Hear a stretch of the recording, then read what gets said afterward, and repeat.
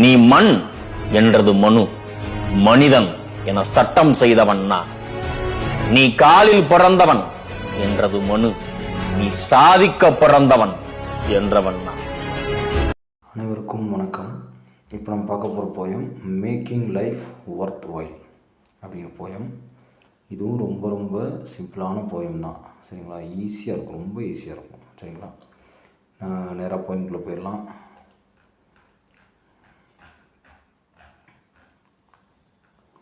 Making life worth while அப்படிங்கிறது பார்க்க போகிறோம், சரிங்களா? அதாவது இந்த போயத்தோட தீம் என்ன அப்படின்னா, மதிப்புமிக்க வாழ்க்கை அமைத்தல் அப்படின்னு தமிழில் சொல்லலாம். மதிப்புமிக்க வாழ்க்கை அமைத்தல், ஓகேவா? நம்ம லைஃப்பை எப்படி மதிப்புமிக்கதாக வாழ்க்கை அமைச்சிக்கிறது அப்படிங்கிறது தான் பார்க்க போகிறோம், சரிங்களா? ஃபஸ்ட் லைன் பாருங்கள். Every soul that touches yours, be it the slightest contact, get that from some good. என்னென்னா, உங்களுடைய ஆன்மாவை தொடுற ஒவ்வொரு ஆன்மாவிடமிருந்தும் ஒரு சிறு தொடர்பாக இருந்தாலும் அங்கேருந்து சில நன்மைகள் நம்ம பெறலாம் அப்படின்னு முதல் 3 லைன் சொல்லுது. Some little grace one kindly thought, some little grace one kindly thought. அது வந்து கொஞ்சம் சிறிய அருளாக இருக்கலாம், இல்லை ஒரு இரக்க சிந்தனையாக இருக்கலாம், எப்படி வேணாலும் இருக்கலாம்.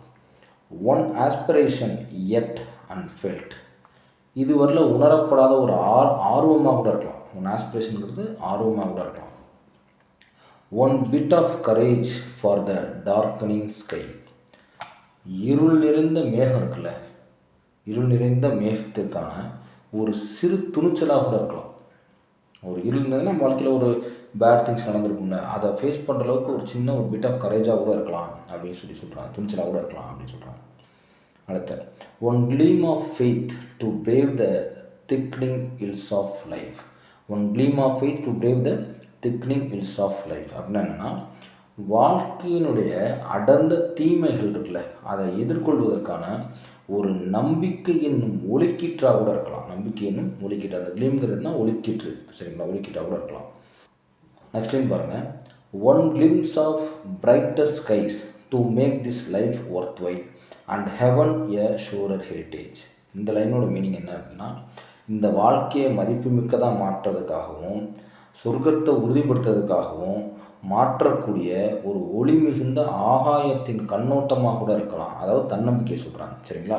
அதுதான் ஹெவன் எ ஷூரர் ஹெரிட்டேஜ் அப்படிங்கிறது. ஸோ இப்படி தான் இந்த வாழ்க்கையை பாசிட்டிவாக கொண்டு போகணும் அப்படிங்கிற மாதிரி இந்த போயம் சொல்கிறாங்க. ரொம்ப சின்ன போயம் தான் மேக்கிங் லைஃப் ஒர்த் லைஃப்னு, ரொம்ப ரொம்ப சின்ன போயம், ஓகேங்களா? பெருசாக அதில் வந்து வொக்காபுலரிலாம் யூஸ் பண்ணல. கீழே க்ளோசரி கண்டிப்பாக இருக்கும், அபவுட் ஆத்தர் இருக்கும், நமக்கு தெரியும், ஓகேவா? இது எல்லாமே நம்ம படிக்கணும். பட் ஆனால் என்ன அப்படின்னா, இந்த போயமோட அவுட்டர் கதை நம்ம கன்ஃபார்மாக தெரியும், சரிங்களா? அதுதான் இப்போ இவ்வளவும் போட்டது, ஓகேங்களா? ஸோ மேக்கிங் லைஃப் ஒர்த் ஃபெயிலுங்கிறது ரொம்ப சின்ன போயம், இதோட முடிஞ்சிருச்சு. இந்த வீடியோ திரும்ப திரும்ப பாருங்கள், போயம் என்ன மீன் பண்ணுதுங்கிறத நீங்களே புரிஞ்சுப்பீங்க, சரிங்களா? அதை ரொம்ப தெளிவாக இருங்க, சரிங்களா? ஓகே, வேறு என்ன இருக்குது இதில்? க்ளோசரி படிக்கணும், கொஸ்டின் ஆன்சர் படிக்கணும், எல்லாமே படிக்கணும். பட் வந்து இந்த வீடியோவில் நம்ம போயமோட தமிழ் அர்த்தம், போயமோட எக்ஸ்ப்ளனேஷன் மட்டும் பார்த்தா போதும். தனித்தனி நம்ம குழப்பிக்கவே வேணாம். இந்த வீடியோவில் இதை படிச்சிட்டோம், ஓகேங்களா? தனித்தனியாக வீடியோ போடுறேன், தெளிவாக உட்காந்து படிங்க. குரூப் 2ல் கண்டிப்பாக பாஸ் பண்ணலாம், சரிங்களா? Okay, thank you so much, thank you.